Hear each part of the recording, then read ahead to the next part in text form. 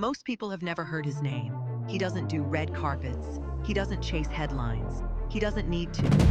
While the world was watching celebrity billionaires build rockets and buy social media platforms, this man quietly built a technology empire worth over $11 billion from the ground up, starting with nothing but a $2,000 loan from his father and a burning desire to be more than what the world told him he could be.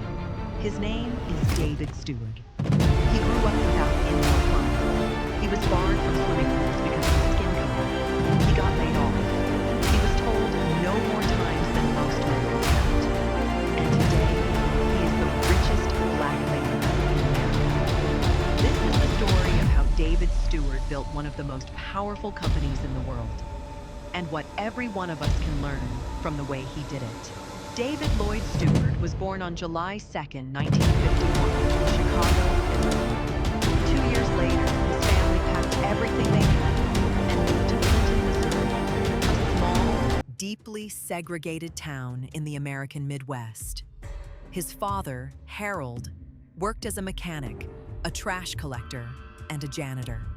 His mother, Dorothy, kept the home. There were 10 of them living under one roof. Their house had no indoor plumbing, no central heating. The family kept a small farm: cows, pigs, vegetables, crops, and every single member was expected to pull their weight. Steward's morning chores included emptying chamber pots, shaking down the ash in the potbelly stove, cleaning the barn, and milking the cows. Before school, every day. But the physical labor was not the hardest part. Growing up black in Clinton, Missouri during the 1950s and 60s meant segregation was not a history lesson. It was daily life. Steward attended a segregated school. He sat in the balcony of the local movie theater because the main floor was not for people who looked like him. He was barred from the public swimming pool. In 1967, as a teenager, he was part of a small group of young black students who physically integrated that swimming pool. They walked in. They refused to leave. That moment, small as it might seem, told the world everything about the man David Steward was becoming. He would later say, "These experiences had a profound effect on the man I am today. I am not one to back down when it comes to taking a stand for what I believe." That same refusal to back down would one day build an $11 billion empire. After graduating from Clinton Senior High School in 1969, David Steward went to Central Missouri State University. In 1973, he earned a Bachelor of Science degree in business management. He was the first in his family to get a college degree. He was ready to take on the world. The world was not entirely ready for him. He got a job at Wagner Electric as a production manager. Then Wagner went out of business and he was laid off. Most men would have shaken that off as bad timing. For Steward, it became a lesson in the danger of building your life on someone else's foundation. His next move was historic, even if no one noticed at the time. In 1976, David Steward was hired by Missouri Pacific Railroad as a sales representative. He was the first person of color ever hired by Missouri Pacific to sell rail services. Not just a milestone for him, a milestone for the industry. He did not walk through a door that was already open. He had to push that door off its hinges. He excelled. He always did when he was given even a fraction of the opportunity he deserved. In 1979, Steward joined Federal Express, the company that would become FedEx, as a senior account executive. Within 2 years, he was named Salesman of the Year for 1981 and inducted into the Federal Express Sales Hall of Fame. He was at the top of his profession, recognized, celebrated, rewarded. And then came the moment everything changed. At the ceremony honoring him as FedEx Salesman of the Year, David Steward was handed a silver ice bucket engraved with his initials. It was a beautiful trophy, a symbol of everything he had achieved. He held it, turned it over, and looked inside. It was empty.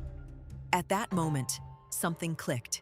He later described it as a vision, that the bucket represented his entire corporate career. shiny on the outside, but hollow. There was a ceiling above him that no award could break through, a confinement, a limit. He had a mortgage, 2 children, and all the trappings of a successful life. But that empty bucket told him the truth. Working for someone else would never be enough. He made a decision.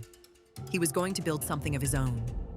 In 1984, David Steward borrowed $2,000 from his father, the same man who had worked as a trash collector and janitor to feed 10 mouths, and used it to acquire a small consulting firm called Transportation Business Specialists. The firm audited freight bills for the railroad industry, identifying overcharges and recovering funds for clients. It wasn't glamorous, but it was his. He understood the railroad industry from the inside. He had lived it. And that knowledge was everything. He worked the business hard. He built relationships. He earned trust. 3 years later, in 1987, he launched a second company, Transport Administrative Services, this time flipping the model entirely. Instead of hunting overcharges for clients, he was now auditing undercharges for the railroad companies themselves. Then came the contract that changed his life. Union Pacific Railroad hired Transport Administrative Services to audit 3 full years of freight bills for undercharges. The scope of the task was staggering. It involved managing and processing nearly $15 billion worth of rate information. The sheer volume of data was beyond anything that could be handled manually. To get it done, Steward's team had to build something they had never built before: a local area network, a computer system, a technology solution. He wasn't a tech entrepreneur. He was a freight auditor. But the Union Pacific project forced him to think like one. And when it was done, he realized he had just discovered his future. In 1990, at the age of 39, David Steward co-founded Worldwide Technology, known as WWT, alongside Kim Cavanaugh, a former sales manager at Future Electronics. The original mission was straightforward: distribute computer hardware, software, and technology services to the U.S. federal government. It started small, a handful of employees, a government contractor operating out of St. Louis, Missouri. But from the very beginning, Steward ran WWT with the same values he had carried his entire life: integrity, faith, discipline, and a relentless focus on the customer. By 1993, WWT was already pivoting, concentrating on enterprise-wide imaging, conversion services, and telecommunications networks. This was a company that was watching where the world was heading and positioning itself to get there first. In 1999, the company spun off its telecommunications division entirely to form telcobuy.com, a global technology and supply chain management company. Steward wasn't just building a business, he was building an ecosystem. WWT became the leading supplier of advanced technology solutions to the U.S. government. It became one of Cisco's top partners in all of North America. Clients included Boeing, AT&T, and the U.S. Department of Defense. The company built out over 4 million square feet of warehousing, distribution, and integration facilities across more than 20 locations worldwide. David Steward made one decision that separated Worldwide Technology from every other technology company of its era. And it was not a product launch, not a patent, not a viral marketing campaign. He kept WWT private. Over the decades, investment bankers have approached Steward repeatedly, looking to take WWT public or acquire it. His answer, according to sources close to the company, has been consistent. He redirects the conversation entirely, asking investment bankers how WWT can help them mitigate their own tech risk. He turns their pitch into a client conversation. Keeping WWT private meant Steward answered to nobody but himself and his mission. No quarterly earnings pressure, no shareholder demands, no short-term thinking. While the public markets were rewarding companies for chasing hype cycles, WWT was quietly building institutional-grade systems, long-term government relationships, and a culture of excellence that became its greatest competitive moat. And the results speak for themselves. By 2018, WWT's annual revenue exceeded $11 billion, making it one of the largest private companies in the entire state of Missouri. By 2025, the company was generating more than $13 billion a year. David Steward's ownership stake pushed his personal net worth to $11.4 billion, making him the wealthiest Black person on earth and placing him among the top 215 richest individuals in the world. The man who grew up without running water in a segregated Missouri town was now ranked among the richest human beings who have ever lived. Ask anyone who has worked closely with David Steward what makes him different, and the answer is always the same. His values are not a brand. They are not a marketing strategy. They are who he is. His Christian faith is the backbone of everything he has built. In 2004, he co-authored a book titled Doing Business by the Good Book, 52 lessons on success drawn directly from the Bible. Former President George H.W. Bush wrote the foreword, calling Steward's story a perfect example of the American dream. That book was not an act of branding. It was a man showing the world exactly who he was. Steward runs WWT on a foundation of what he calls values-driven leadership. He believes deeply in inclusion, not as a checkbox, but as an economic strategy. His most quoted line is this: "Talent is equally distributed. Opportunity is not." We need to change that by inspiring and igniting untapped potential. That is not just philosophy. That is the reason WWT has been able to attract talent that other companies overlooked. And overlooked talent, given the right environment, is where the greatest returns come from. In 2016, David Steward launched Kingdom Capital, a private investment firm focused on early-stage technology companies in health and medical innovation. The firm's stated mission is to maximize both financial return and what Steward calls eternal impact. That is not language you hear on Wall Street. It is the language of a man who has never separated his business decisions from his beliefs. He and his wife Thelma, who trained as a nurse at the St. Louis Municipal School of Nursing, established the Steward Family Foundation in 2013. It is now ranked among America's 50 largest private family foundations, supporting over 80 organizations across education, healthcare, and human services. In 2022 alone, the foundation made donations exceeding $15 million. In 2009, Steward founded Bridge to Hope, a mentoring program for young people from disadvantaged backgrounds, providing scholarships, tutoring, and career guidance from elementary school through college. Every year, over 170 high school students take part in WWT's St. Louis STEM Student Forum and Hackathon, paired with company mentors to build the academic edge that will get them into college.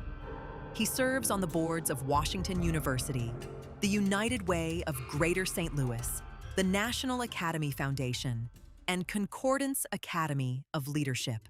He is a member of the Horatio Alger Association, the organization that honors Americans who have risen from severe adversity to achieve success, having received the Horatio Alger Award in 2014. This is a man who is not just spending his money, he is investing it. There is a difference. Spending money reduces what you have. Investing it multiplies what the world becomes. David Steward was not handed a single advantage. He was born into poverty. He grew up in a segregated town where the system was explicitly designed to limit his possibilities. He was laid off from his first job. He faced discrimination at every stage of a corporate career that would have broken most people. And yet, he became the richest Black man on earth. Not through luck, not through inheritance, not through a single moment of viral fame or a lucky investment.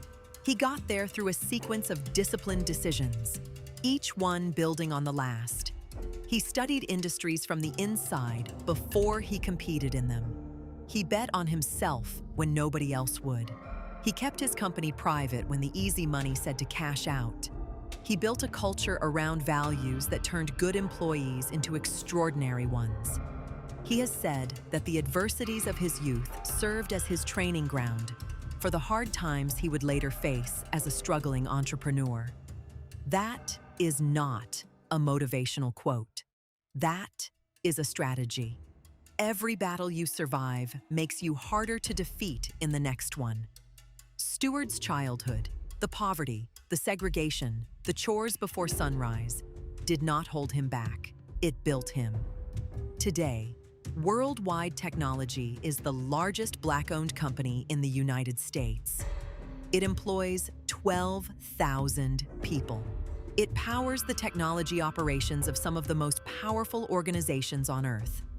And it was built by a man who once sat in a segregated balcony in Clinton, Missouri, because the main floor was not meant for him. He proved them wrong. All of them.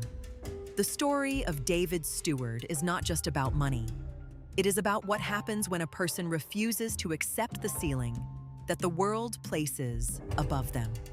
It is about what patience, faith, and compound effort actually produce over decades.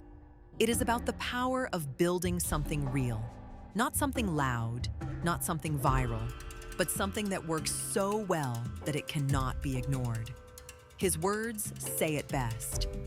Talent is equally distributed. Opportunity is not. He did not wait for the opportunity to arrive at his door. He went out and created it, out of 2,000 borrowed dollars, out of a freight audit, out of a local area network built for a single railroad contract. From a farm in Clinton, Missouri, to $11 billion and a legacy that will outlast him by generations. That is what elite success actually looks like. If David Steward's story moved you, hit like, subscribe, and drop a comment below. What was the one moment in this video that hit hardest? Let us know. We read every single one.